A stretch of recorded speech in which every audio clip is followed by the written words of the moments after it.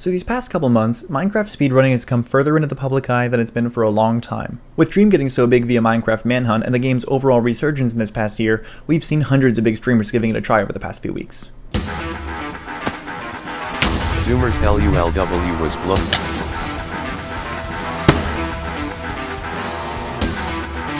What the f*** are you doing, chimp boy?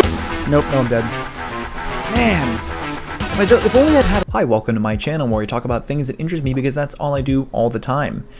It has been 3 weeks since I uploaded, which means I have not kept my weekly schedule, so I updated the banner accordingly. I had to reconsider what kinds of videos people would actually care about because my video talking about the minutia of the frequency responsive esoteric audio hardware didn't do very well. Who could have guessed? So now, hopefully, I've picked a topic for a video that's interesting to people.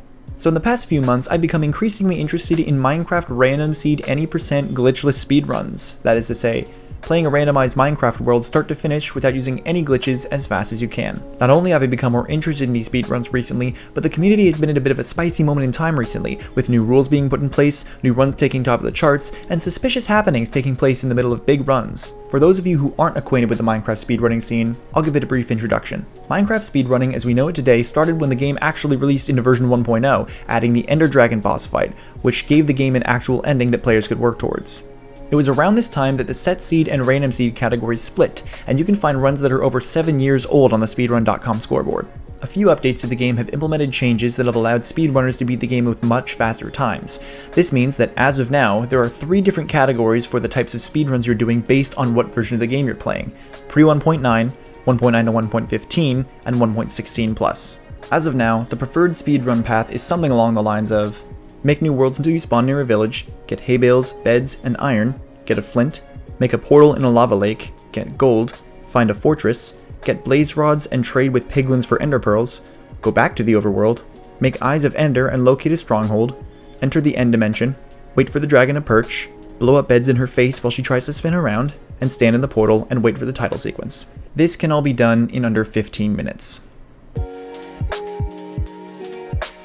So recently there's been a huge jump in performance at the top level of speedrunning. In the past 2 months, the 1.16 RSG any % record has sped up drastically. On September 19th, speedrunner D-Meeks brought the record down from The Sizzler's 1942 by a whopping 2 minutes, which made the new world record 17 minutes and 26 seconds. Generally, these records are very incremental, like how top long jump athletes only beat past records by a few seconds at a time, so this huge 2-minute jump was a big success. Then, only 10 days later, a speedrunner named Corbanos would land a 15:12, shaving another 2 minutes off the time. Everyone was stunned by this sudden shift from a focus on going sub 20 to going sub 15, and it changed everything.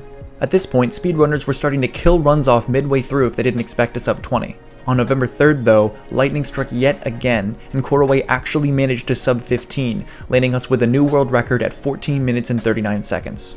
At this point, we've hit a streak that might continue right after I put this video up, and nobody would be surprised anymore. The thing is though, this wave of new world records has been accompanied by some serious drama. So the biggest talk of the town right now is this guy called Dream. You might have heard of him.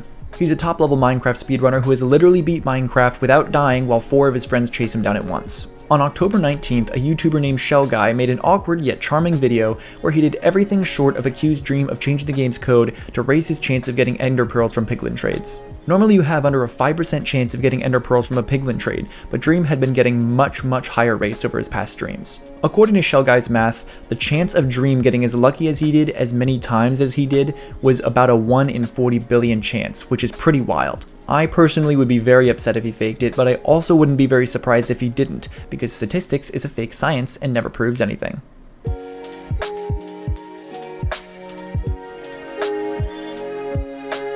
Earlier this year, a speedrunner named Drem uploaded a 19-minute 9-second long speedrun, which would have been the world record at the time of upload. It was quickly debunked and shown to have been spliced together at times, with 2 big issues being 1, the world gen animation didn't match the actual seed, and 2, Drem's mechanics seemed far too underdeveloped for a top speedrunner. After this, a new rule was implemented by speedrun.com, which required runners to stream their games live for them to be eligible for a top 3 spot on the scoreboard. Interestingly enough, Corbanos' run was offline, and that got accepted, so I don't know, you just have to have the mods like you or something. Dream, who streams his runs, was pretty pissed about this, because his name was being dragged through the mud due to suspicions of his 13th place run, which he got after thousands of attempts, while 2 new, much more easily fakeable runs were slotted in above his. Not that he thought Corbanos' run was faked, but he thought it was ridiculous that his streamed run was being questioned so vigorously compared to the basically universal acceptance of an offline run, so kind of valid. Needless to say though, the speedrunning community has been on fire lately, in more than one way. So what does this mean? It means we've got a plotline on our hands, folks. There is no conclusion to any of this yet because we're watching history as it plays out. I hope you'll all join me as I try to take part in that history by getting a sub 3 minute random C run on Twitch. Anyways, I hope you learned something from this video. Thank you for listening to me ramble on about this, and hopefully I'll actually be back in a week with a video about something interesting.